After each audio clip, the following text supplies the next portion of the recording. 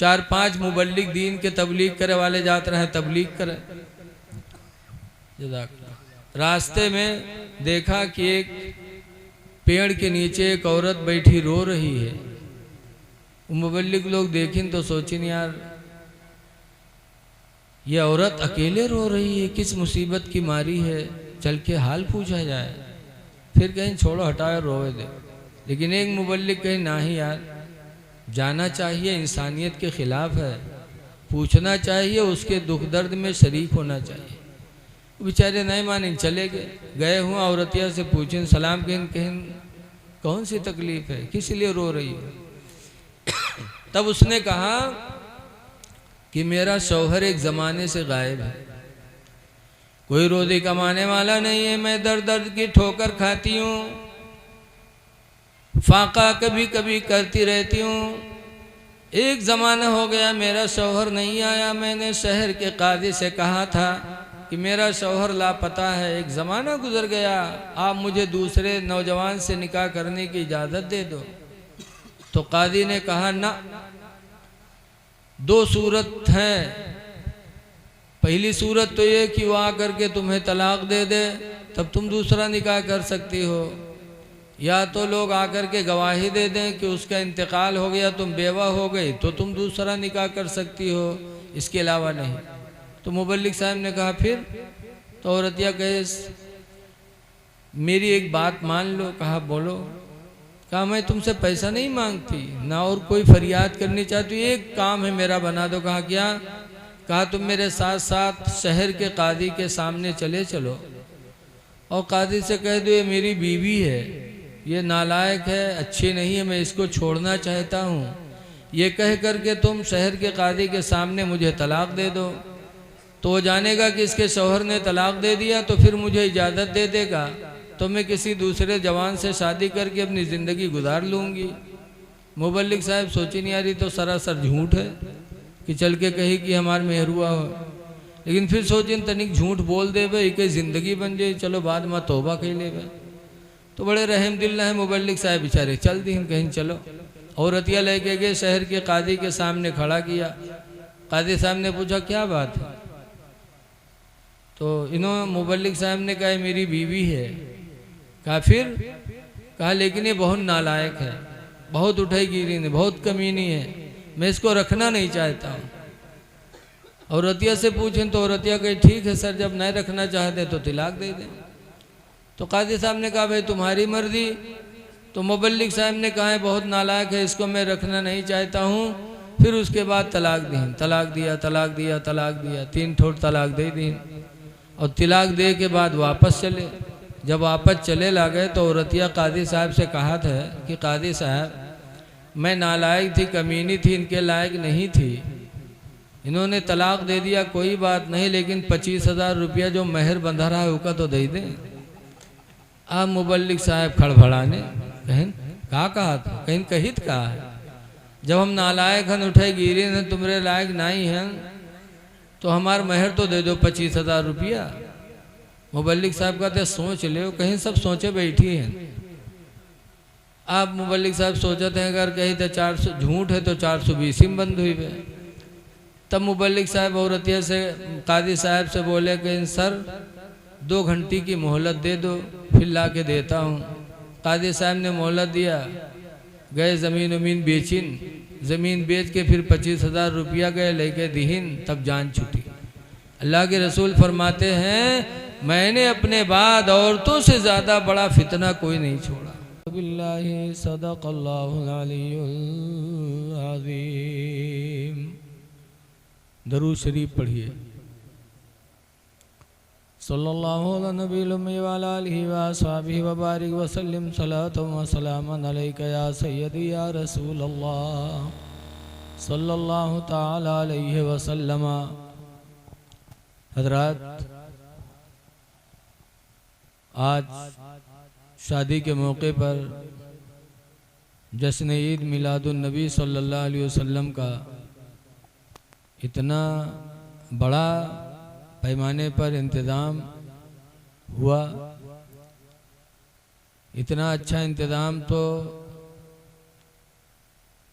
महीनन चंदा होता है फिर भी नहीं हो पाता। हेलो। लेकिन आज ये हमारे बिरादरी गिरामी जनाब शहजाद अहमद खां साहब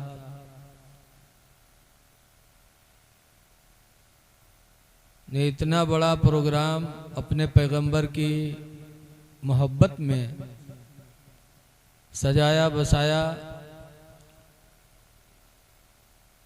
लेकिन लगता है कि मिलिया वाले खाना खाए खाए के सोए गए। आज बाबा का इंतज़ाम भी बहुत अच्छा था, 2 लुक़मा फालतू ही खाया होगा। ऐ मिलिया वालों, जहाँ कहीं भी हो थोड़ी देर के लिए इस बज़ में आओ ताकि अपने भाई की दिलजोई भी हो जाए। और आज आपको तमाम तकरीर करने वाले, नात पढ़ने वाले मिलेंगे, इसलिए कि हमारे शहजाद भाई उलमाए किराम व हुफ़्फ़ाज़े किराम से बेपनाह मोहब्बत करते हैं। आज सभी लोग इनके महफिल में आएंगे, तो आप लोग थोड़ी देर के लिए ज़रूर इस महफिल में आए।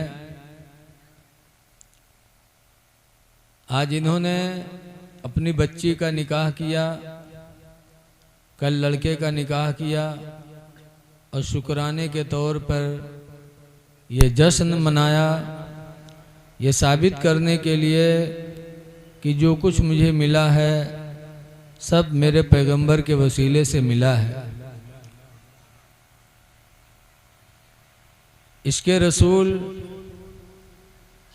सल्लल्लाहु अलैहि वसल्लम बहुत बड़ी दौलत है। इंशाअल्लाह भी आप सुनेंगे खतीब अहले सुन्नत हज़रत अल्लामा मौलाना मुफ्ती शबीहुल हसन खान साहब,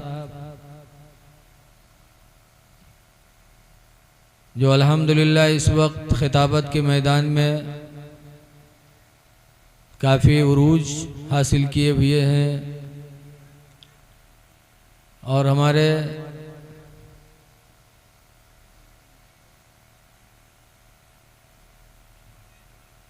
इलाके के रहने वाले जनाब ज़हूर अहमद साहब उर्फ कबूतर बाबा, अल्हम्दुलिल्लाह इन्होंने मिलाद शरीफ और लोगों को दुआओं देने की बरकत से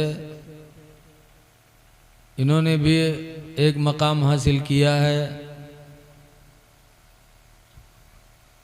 ये हजरात आपके बज़्म में तशरीफ़ ला चुके हैं, अभी और भी उलमा सुलहा आएंगे।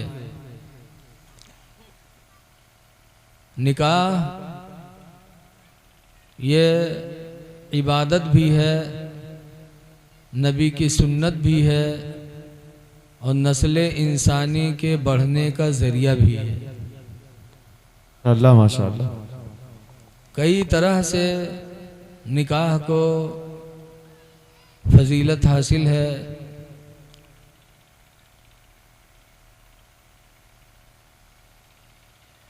कुरान करीम में अल्लाह ताला फरमाता है, या अय्युहन्नासुत्तक़ू रब्बकुमुल्लज़ी खलक़कुम, ऐ लोगो तुम अपने उस रब से डरो जिस रब ने तुम्हें पैदा किया। मिन नफ्सिन वाहिदा, एक जान से अल्लाह ताला ने सबको पैदा किया। और वो जान कौन है? हज़रत आदम अलैहिस्सलाम है। व खलक़ मिनहा ज़ौजहा, और उसी जान से उनकी बीवी को भी पैदा किया। आज हमारी तुम्हारी बीवी दूसरे घर से आवत है, और आदम अलैहिस्सलाम की बीवी आदम ही से पैदा हो। वबस्स मिनहुमा रिजालन कसीरन व निसा, और उन्हीं दोनों से यानी आदम और हव्वा से अल्लाह ताला ने तमाम मर्द औरतों को दुनिया में फैला दिया। हजरत आदम अलैहिस्सलाम जन्नत में थे, लेकिन जन्नत में रहने के बावजूद गमगीन रहते थे। अल्लाह ताला ने फरमाया, आदम मेरी जन्नत में कौन कमी है जो तुम गमगीन रहते हो?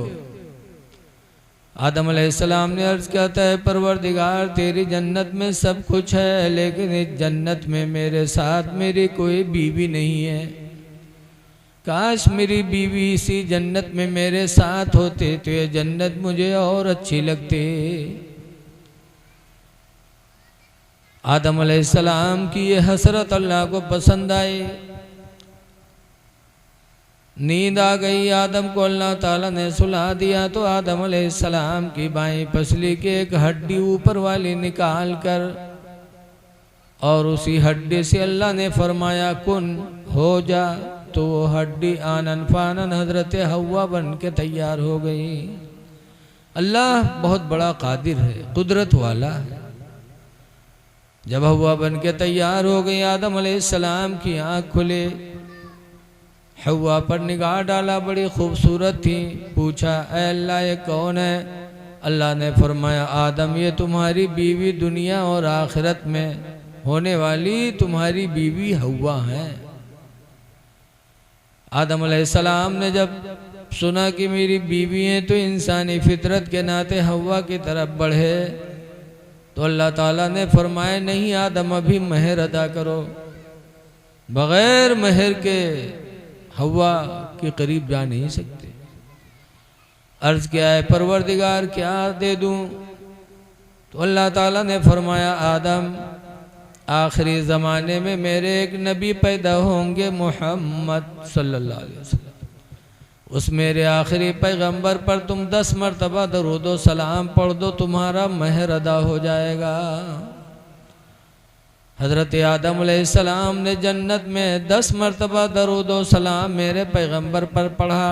हज़रत आदम का महर अदा हो गया। पता चला बगैर महर के बीवी के करीब इंसान को नहीं जाना चाहिए। इसीलिए कुरान में अल्लाह फरमाता, तुन्निसा सदक़ातिहिन्न निहला, आतुन्निसा सदक़ातिहिन्न निहला, कि लोग औरतों का महर दे दो खुशी ही की रात में, महर दे दो। ऐ लोगों ये गौर करो कि हमारे तुम्हारे बाप आदम ने जन्नत में मेरे नबी पे दरूद व सलाम पढ़ा था और हम सब उनकी औलाद हैं।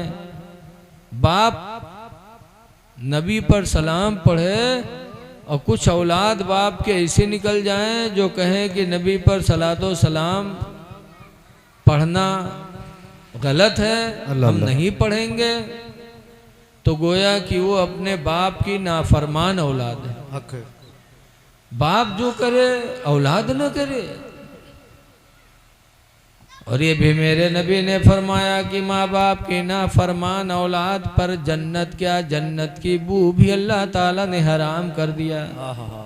कि जो औलाद अपने माँ बाप की नाफरमानी करेगा उसे जन्नत क्या, जन्नत की खुशबू भी नहीं मिलेगी।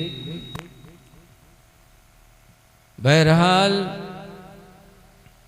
आदम अलैहिस्सलाम हव्वा के साथ ज़मीन पर तशरीफ़ लाए और उन्हीं दोनों से अल्लाह ताला ने पूरी कायनात को बसा दिया। हव्वा बाई पसली की हड्डी से बनी, इसीलिए अल्लाह ताला के नबी ने फरमाया, नबी हुरैरा काला काला रसूलुल्लाह, अबू हुरैरा कहते हैं कि अल्लाह के रसूल ने इरशाद फरमाया, अस्तौसू बिन्निसाई खैरा, मेरे पैगंबर फरमाते हैं कि मैं तुम लोगों को हुक्म दे रहा हूँ कि औरतों के साथ भलाई किया करो। अस्तौसु बिन्निसाई खैरा, मैं तुम लोगों को हुक्म देता हूँ कि औरतों के साथ भलाई करो। फ़इन्नहुन्ना खुलिक़ना मिन दिलइन, इसलिए कि वो पसली की हड्डी से बनाई गई हैं। और पसली की हड्डी टेढ़ी होती है, टेढ़ी। मेरे नबी फरमाते हैं अगर उसको ज़्यादा सीधी करोगे तो टूट तो जाएगी लेकिन सीधी नहीं होगी। इसीलिए औरतों को ज़्यादा राह रास्त लगाओगे, तुमसे अलग तो हो सकती हैं लेकिन वो मुकम्मल सीधी नहीं होंगी, इसलिए कि वो टेढ़ी हड्डी से बनी है, वो हमेशा टेढ़ी ही रहेंगी। इसीलिए हुजूर ने हुक्म फरमाया कि अपनी औरतों के साथ हुस्ने सलूक करो, क्योंकि अल्लाह ने उन्हें टेढ़ी हड्डी से बनाया। तो खुशनसीब हैं वो लोग जो अपनी औलाद को पाल पोस के बड़ा करके और निकाह से संवार देते हैं। हदीस पाक में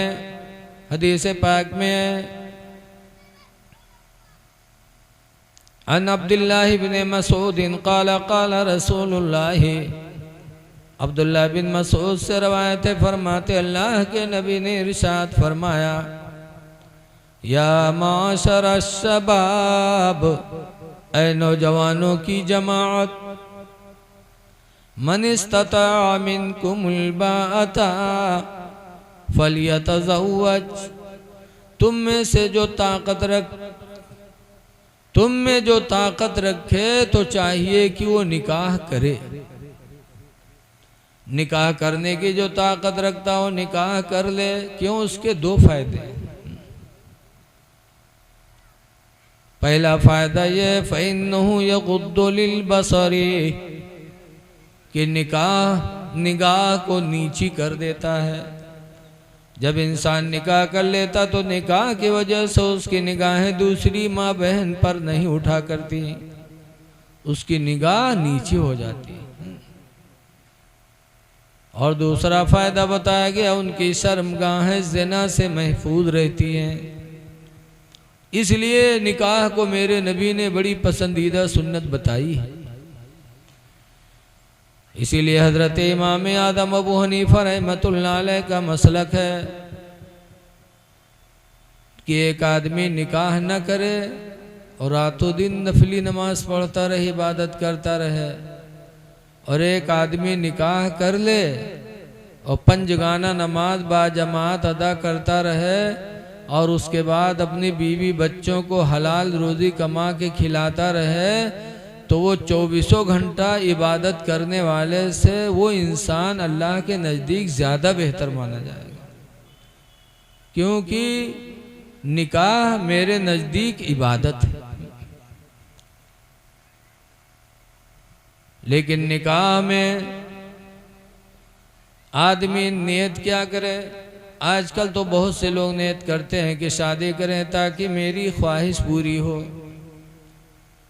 लेकिन निकाह करते वक्त नियत ख्वाहिशात के तकमील की नहीं होनी चाहिए कि हमारा नफ्स सैराब हो जाए, बल्कि हुजूर फरमाते हैं जब निकाह करो तो नियत क्या करो? फरमाते वन्किहू वतवालिदू, निकाह करो और बच्चे पैदा करो।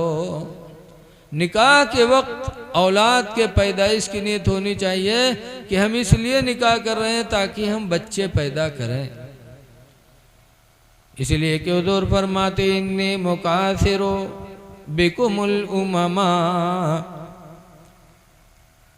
मैं बेशक तुम्हारी कसरत की वजह से दूसरी उम्मतों पर फख्र करता हूँ कि जितने हमारी आपकी तादाद बढ़ती जाती है उतने ही अल्लाह के रसूल को खुशी हासिल होती है।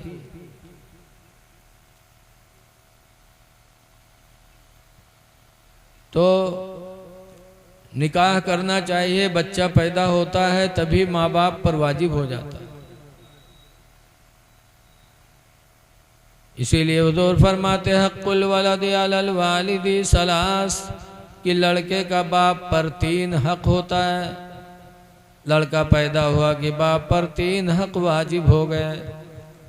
नंबर 1 पर फरमाते हैं या सना इसमा हो, पहला हक यह है कि बाप अपनी औलाद का नाम अच्छा रख दे, और दूसरा हक यह है वयुअल्लिमुहुमुल किताब, और दूसरा हक यह है कि बाप अपनी औलाद को कुरान की तालीम दे दे, और तीसरा हक है वयुज़व्वजहु इज़ा बलगा, और जब वो लड़का जवान हो जाए, बालिग हो जाए, तो बाप उसका निकाह कर दे।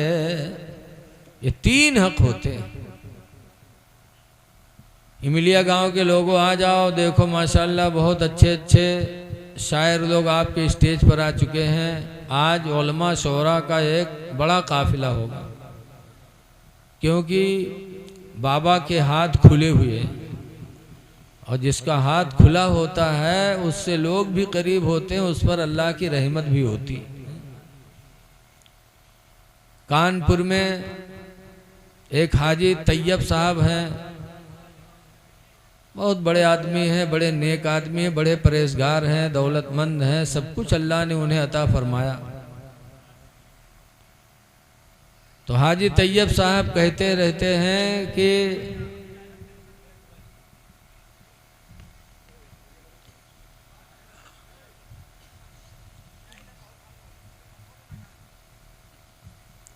हाजी तैयब साहब कहते हैं कि हुजूर मुफ्ती नानपारा हज़रत मुफ्ती रजब अली अली रहमा के साथ अजमेर शरीफ गए बता रहे हैं, और जब अजमेर शरीफ में पहुंचा तो हाजी तैयब साहब कहते हैं कि मुफ्ती नानपारा ने फरमाया, तैयब ये गरीब नवाज का दरबार है, यहाँ मुट्ठी खोलते रहना, जितने हाथ खुले रखोगे उतना ही गरीब नवाज का फैज़ जारी रहेगा। माशाअल्लाह माशाअल्लाह। तैयब हाजी तैयब का बयान है कि मुफ्ती नानपारा के कहने की वजह से जो अल्लाह ने मुझे तौफीक दिया, मैंने हाथ खोला, और उसी दिन से अल्लाह की बरसात मेरे ऊपर होने लगी। आज अल्लाह ने उन्हें बहुत बड़ा आदमी बनाया, दुनियावी एतबार से, दीनी एतबार से भी। तो हमारे बाबा बड़े सखी दिल के इंसान हैं। आज शोरा भी आएंगे, हुफ़ाज़ भी आएंगे, उलमा भी आएंगे, इसलिए आप लोग अपनी ज़रूरतों से फारिग होकर के बैठ जाओ। आला हज़रत इमाम अहले सुन्नत रज़ियल्लाहु ताला अन्हु फरमाते हैं, वसूए लालाज़ार फिरते हैं, और तेरे दिन ए बाहर फिरते हैं, जिंदाबाद। उस गले का गदा हूँ मैं जिसमें, सुभान अल्लाह। उस गली का गदा हूँ मैं जिसमें, मांगते ताजदार फिरते हैं। सुभान अल्लाह, नारे तकबीर। उस गले का गदा हूँ मैं जिसमें, उस गली का गदा हूँ मैं जिसमें, मांगते ताजदार फिरते हैं। हजरत सुल्तान महमूद गजनवी गजनी के बादशाह थे, लेकिन जब मदीने मुनव्वरा पहुंचते थे, मक्का पहुंचते थे, तो न ताज पहनते थे, न बादशाही लिबास पहना करते थे। आम आदमी की शक्ल में पीठ पर पानी लाद कर अल्लाह के बंदों को पानी पिलाया करते थे। वहाँ न बादशाही ताज है, न बादशाही लिबास है। इसीलिए आला हज़रत फरमाते हैं, और तेरे दर से जो यार फिरते हैं, तेरे दर से जो यार फेरते हैं,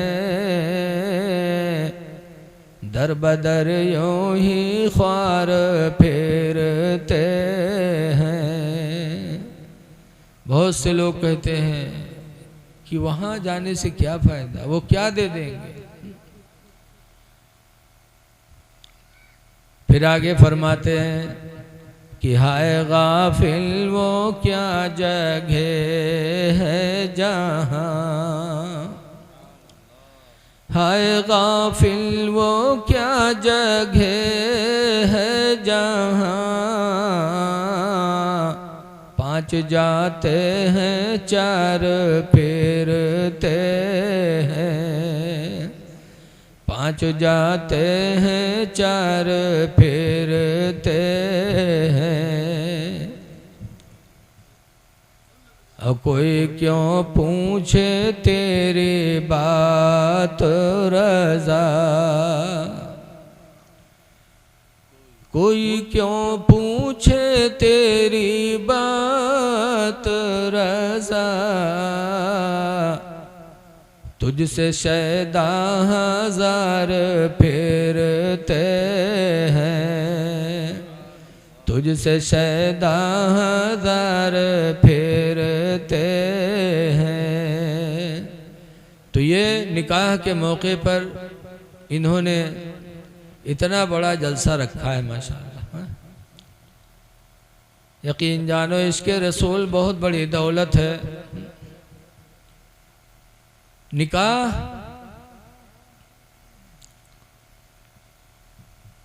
अजीब एक अल्लाह की तरफ से नेमत है।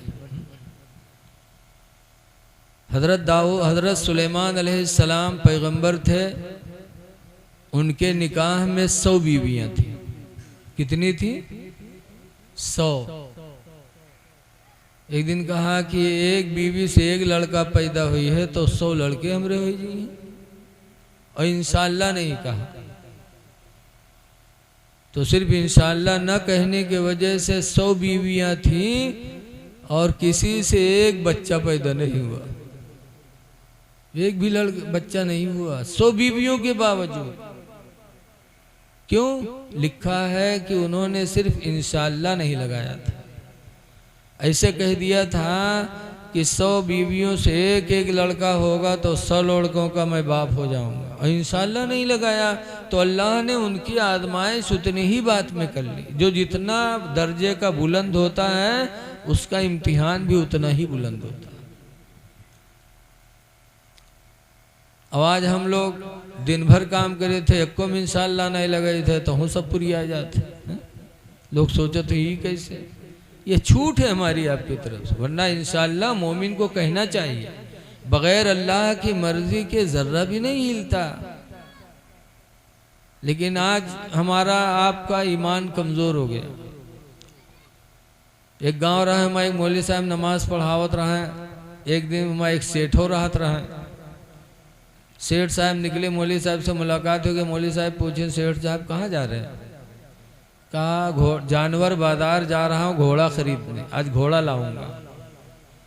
तो मौलवी साहब कहें इंशाअल्लाह लगा लो कि जा रहा हूँ जानवर बाजार में, इंशाअल्लाह घोड़ा खरीदूंगा, घोड़ा लाऊंगा इंशाअल्लाह। तो सेठ जी कहें जा यार मौलवी, जब पैसा हमारे जेबे में घोड़ा बाजार में बिका था तो इंशाअल्लाह की कौन ज़रूरत हो।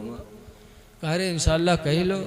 तो कहते मौलवी चले जाओ सामने से, तुम जिके कहूँ नहीं चलत है उके मौलवी पर हुकूमत चलत है। मौलवी बेचारे चुप। सेठ जी गए जानवर बाजार, हुआ गए घोड़ा देखिन पसंद आवा, दाम दुकान तय हुआ और पैसा दे के टाइम जब जेबे में हाथ डालें तो हाथ नीचे चला गया। देखिन अरे ये तो जेब कटा, रुपया गायब। तो सेठ जी के जहाँ सांस रहे हुए रुक गए। थोड़ी देर बाद जब इफाका मिला तब सेठ जी वापस आए खाली हाथ, और जब गांव पहुंचे इत्तेफाक से वही मौलवी फिर मिल गए। मौलवी साहब सलाम कहें सेठ जी घोड़ा लाए?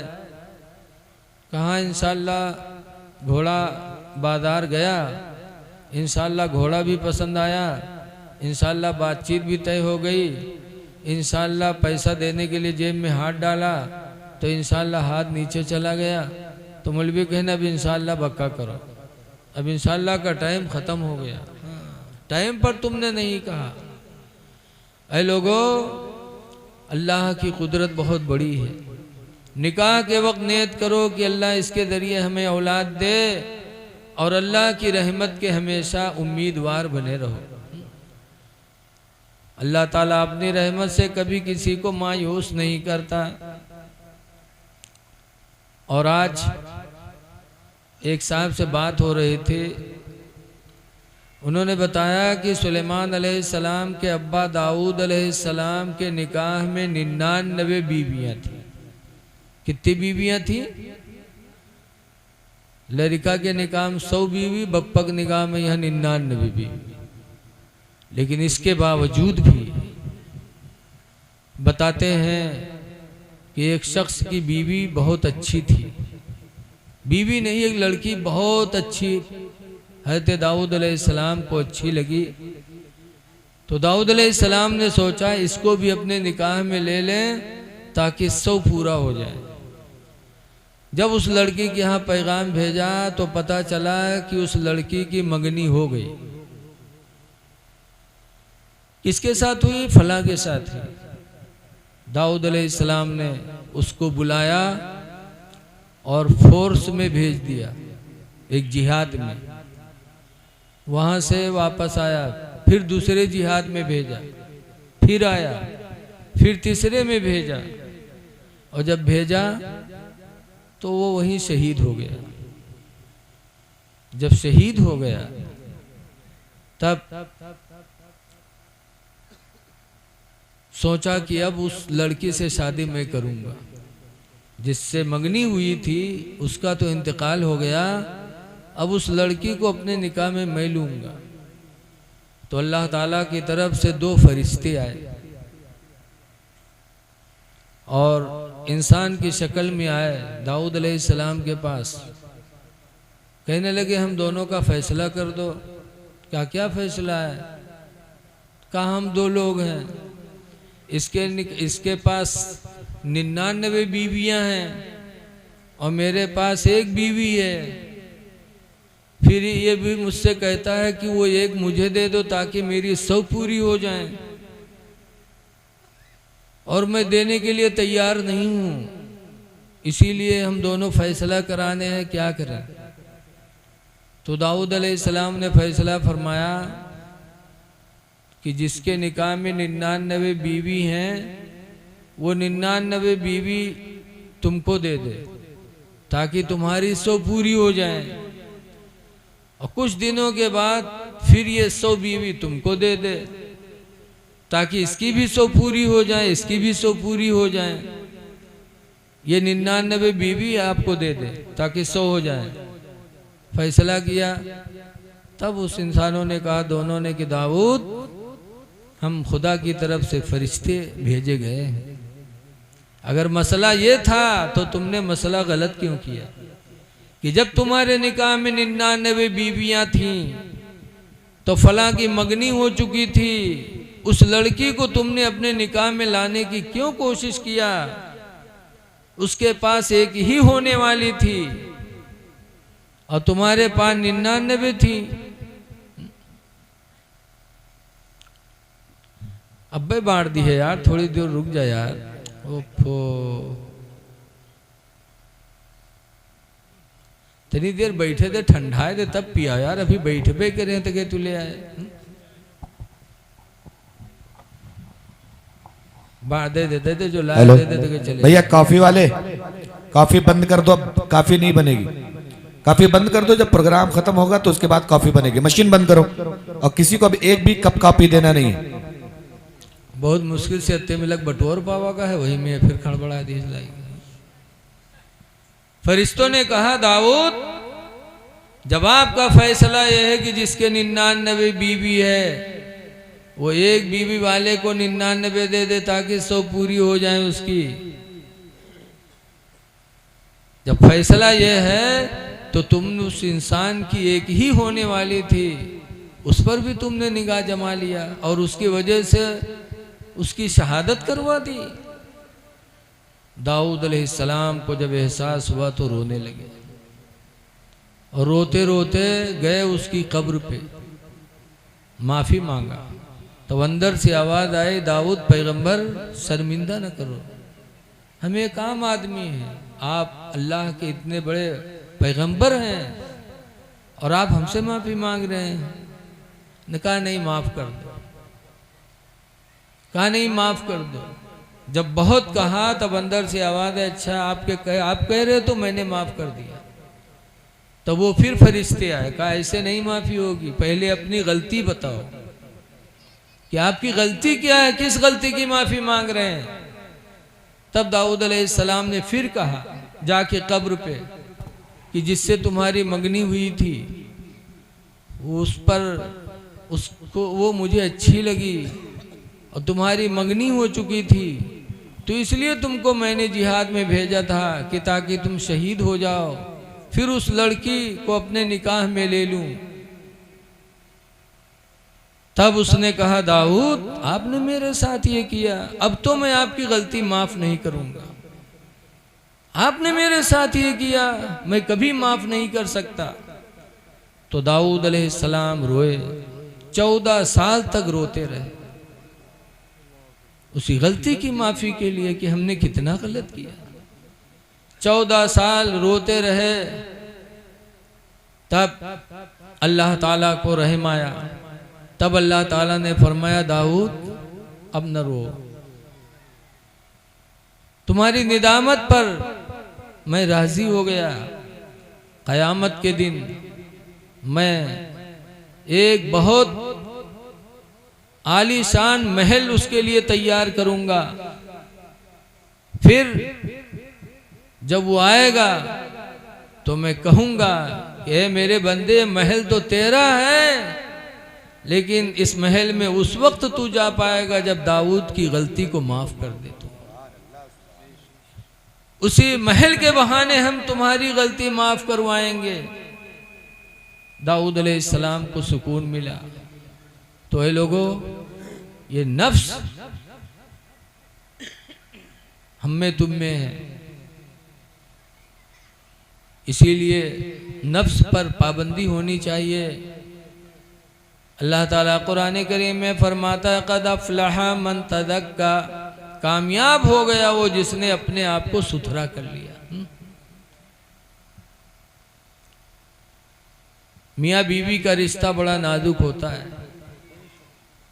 अल्लाह कुरान करीम में फरमाता हुन्ना लिबासुल लकुम, बीवियाँ तुम्हारी लिबास हैं, वअन्तुम लिबासुल लहुन्ना, और मर्दो तुम अपनी बीवियों के लिबास हो। बीवी शौहर का लिबास हो, शौहर बीवी का लिबास। लिबास का काम है इज्जत का छुपाना, लिहाजा शौहर बीवी के ऐब को कहीं बयान न करे और बीवी शौहर के ऐब को भी कहीं बयान न करे, इसलिए कि अल्लाह ने मियाँ बीवी को एक दूसरे का लिबास बताया है। शौहर का एहसान बीवी पर है कि बीवी का एहसान शौहर पर है। तो हम नबी की जिंदगी देखते हैं, सहाबा की जिंदगी देखते हैं, तो वहां से यही पता चलता कि बीवी का एहसान शौहर पर है। सहाबा की बात से भी साबित है, नबी की बात से भी साबित है।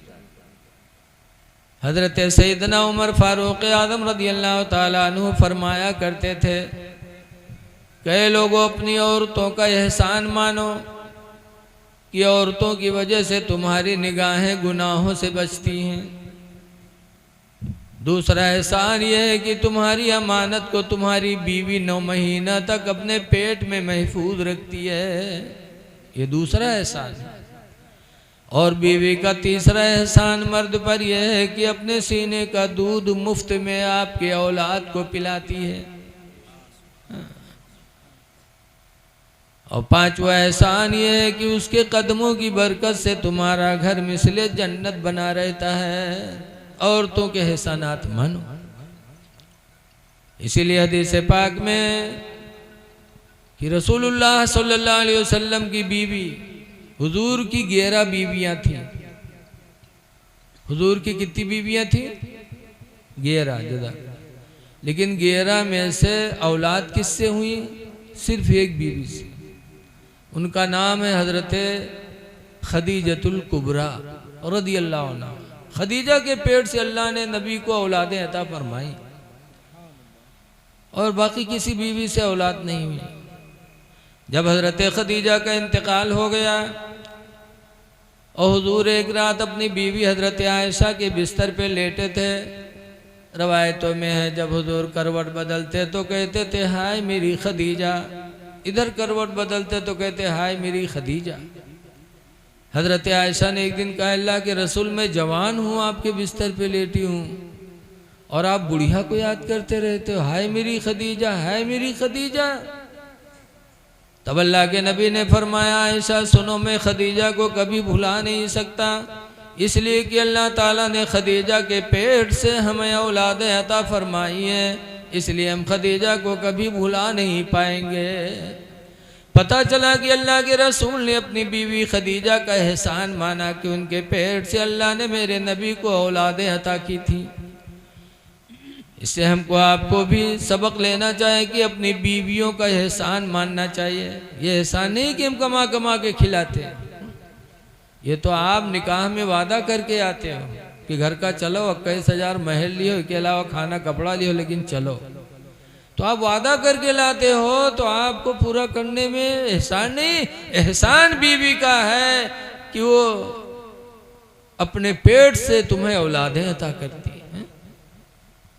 इसलिए औरतों पे ज्यादती नहीं होना चाहिए, औरतों के साथ हुस्ने सलूक करना चाहिए और औरतों को भी चाहिए कि अपने शौहरों के साथ भी अच्छा सलूक करें।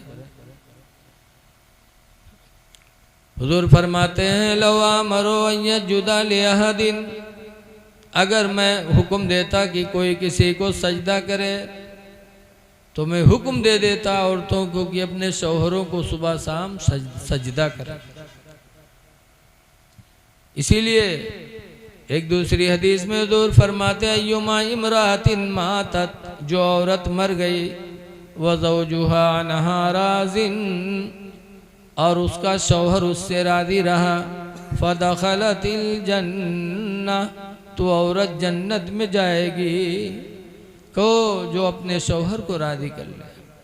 दूसरी हदीस में हुजूर फरमाते अलमरतु इज़ा सल्लत खम्सहा, जो औरत 5 वक्त की नमाज अदा कर ले, वसाम शहरहा, और रमज़ान का रोज़ा रख ले, व अताअत बालहा, और अपने शौहर की फरमा बरदारी कर ले, व अहसनत फरजहा, और अपने शर्मगाह को ज़िना से बचा ले, फलतदखुल मिन अब्वाबिल जन्नति शात, तो औरत जन्नत में जिस दरवाज़ा से चाहेगी दाखिल हो जाएगी। इसलिए निकाह करो, निकाह मेरे नबी की सुन्नत है और मियाँ बीवी हमेशा एक दूसरे के ताल्लुक़ से अच्छा गुमान रखें ताकि ज़िंदगी खुशगवार गुजरे। देखिए आज हम में आप में दीन से दूरी कितनी होती जा रही है, हमारे आपके हालात कितने अबतर होते जा रहे हैं। ऐ लोगों, पाक व साफ रहो, नमाजों की तैयारी करो।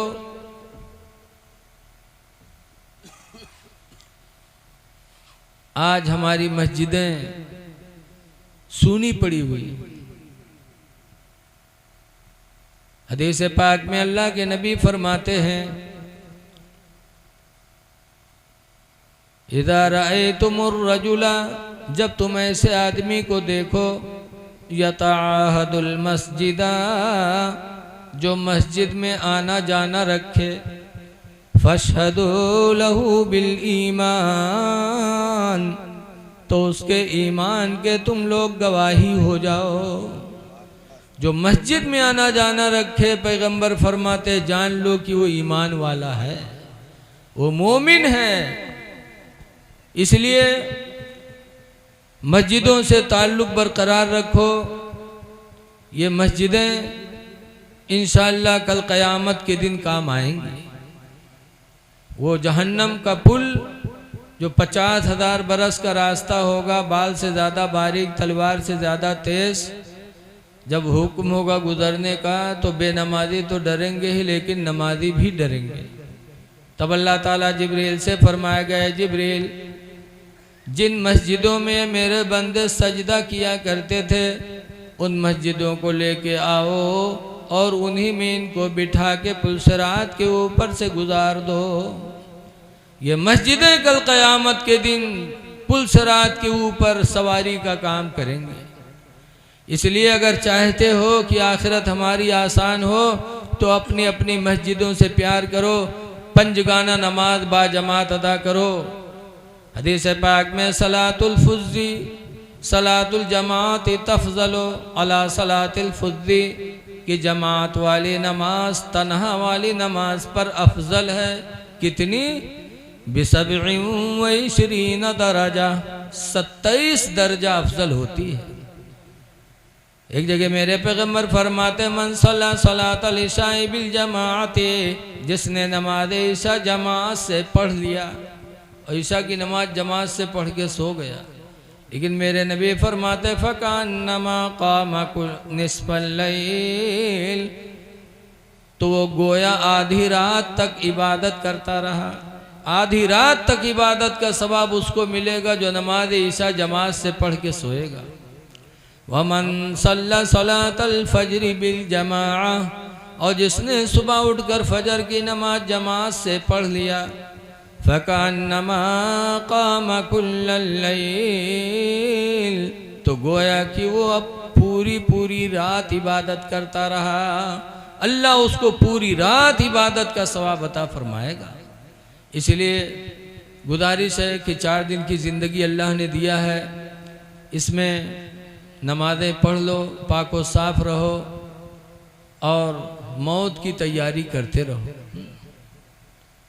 मरना बरहक है।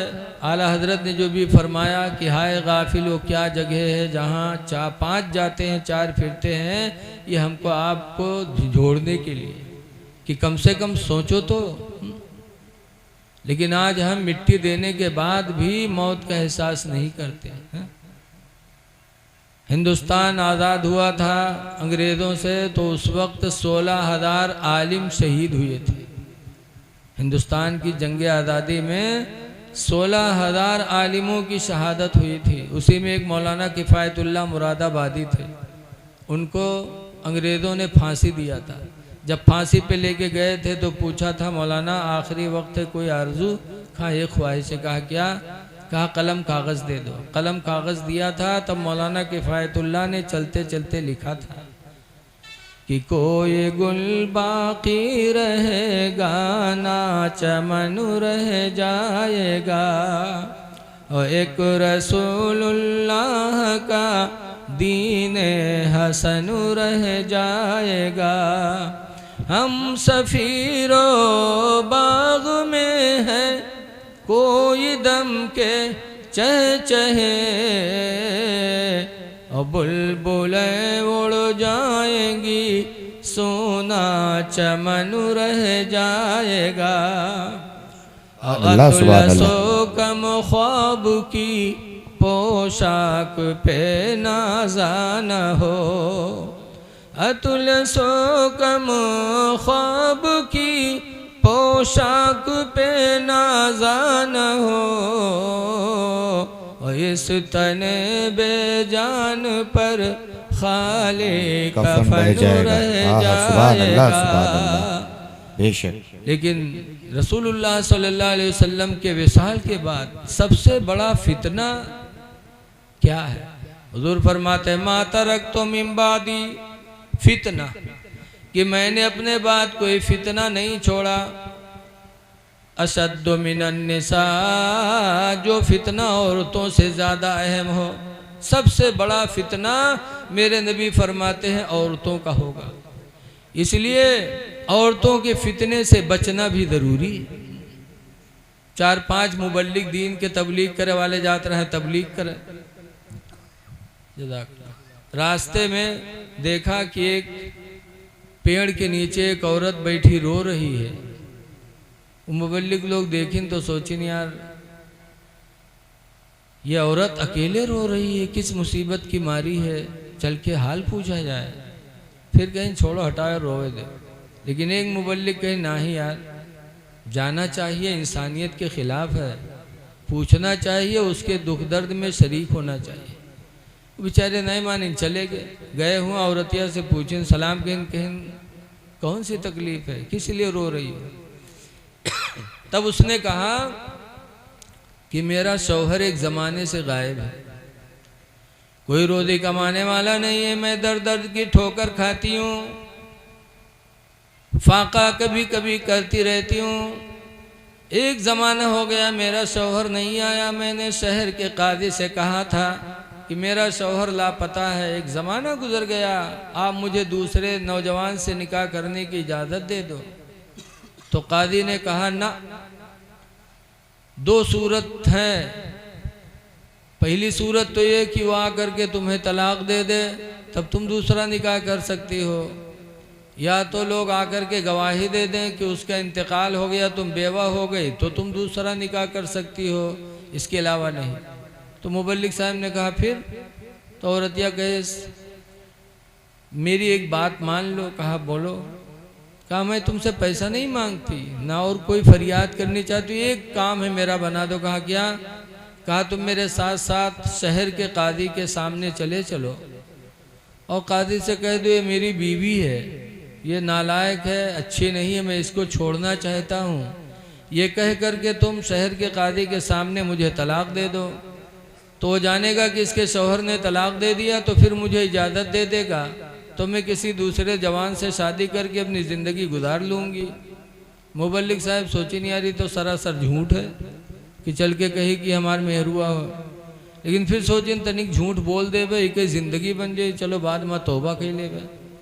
तो बड़े रहम दिल है मुबल्लिग साहब, बेचारे चल दी कहीं चलो। औरतिया लेके गए, शहर के काजी के सामने खड़ा किया। काजी साहब ने पूछा क्या बात है?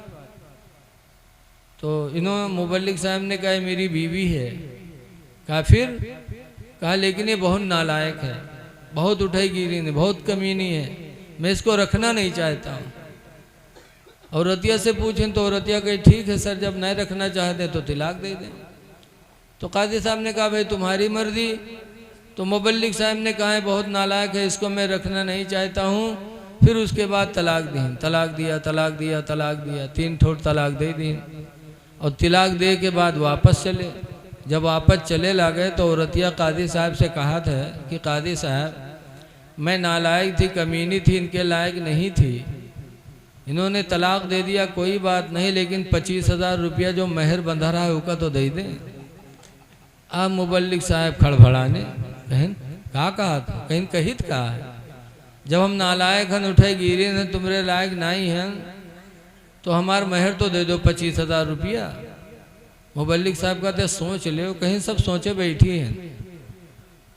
आप मुबल्लिग साहब सोचते हैं अगर कहीं तो 400 झूठ है तो 420 में बंद हुई है। तब मुबल्लिग साहब औरतिया से काजी साहब से बोले कि सर 2 घंटे की मोहलत दे दो, फिर ला के देता हूँ। काजी साहब ने मोहलत दिया, गए ज़मीन उमीन बेचिन, ज़मीन बेच के फिर 25,000 रुपया गए लेके दीन, तब जान छूटी। अल्लाह के रसूल फरमाते हैं मैंने अपने बाद औरतों से ज़्यादा बड़ा फितना कोई नहीं छोड़ा, इसलिए औरतों के फितने से महफूज रहना चाहिए। इसीलिए हुक्म है कि शादी के वक्त तमाम चीज़ों का ख्याल रखो, दीनदार घराना देखो। दुआ है परवरदिगार से कि होने वाले दोनों निकाहों को अल्लाह ताला मुबारक फरमाए और सबको अल्लाह ताला खुशी की ज़िंदगी नसीब करे। आमीन। इस जलसे को अल्लाह ताला हम सब की बख्शिश का ज़रिया बना दे। आमीन आमीन। अस्सलामु अलैकुम वरहमतुल्लाहि वबरकातुहू। बैठो, ज़्यादा निज़ामत है, जल्दी जल्दी पढ़वा दें। कारी असलम साहब की एक नात पाक हो जाए।